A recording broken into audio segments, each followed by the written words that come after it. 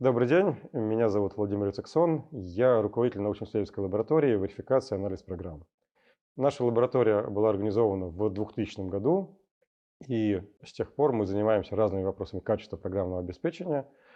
Как часть JetBrains Research мы были организованы в 2015 году, поэтому в январе 2022 года нам будет 7 лет. Когда мы организовывали лабораторию, мы были озадачены вопросом, как сделать так, чтобы разрабатываемое программное обеспечение было лучше, содержало меньше ошибок, было более высокого качества. У нас было достаточно много интересных наработок в области анализа и верификации программ. И цель, которую мы перед собой ставили, эти научные наработки, которые у нас есть, превратить в инструменты, которыми смогут пользоваться большинство разработчиков в индустрии программной инженерии. А то, что мы сотрудничаем с компанией JetBrains, с ведущей компанией в области разработки, средств разработки, это дало надежду, что наши решения очень быстро дойдут до потребителя. 2021 год, он был вообще непростым и для образования, и для науки. Все это связано с тем, что все это происходило на фоне пандемии.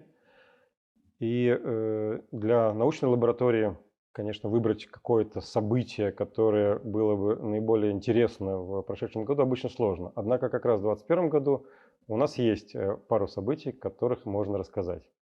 Первое событие, о котором я хотел рассказать, это участие инструмента, созданного в нашей лаборатории, инструмента KEX, в соревновании генераторов тестов, проходимых при воркшопе SBST.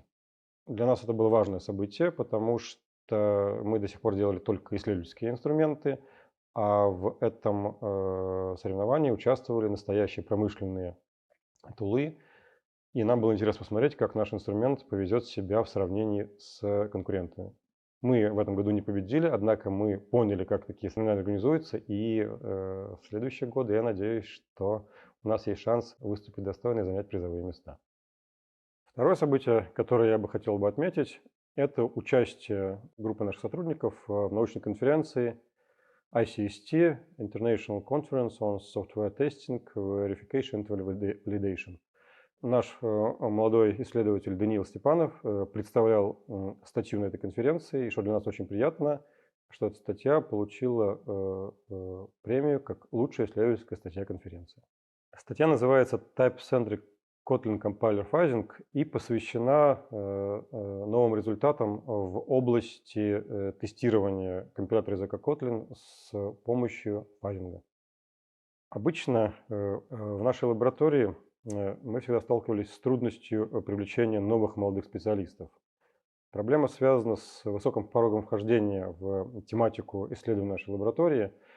И очень часто молодежь, которую мы хотели привлекать к нашим исследованиям, не справлялась с теми сложными задачами, которые есть.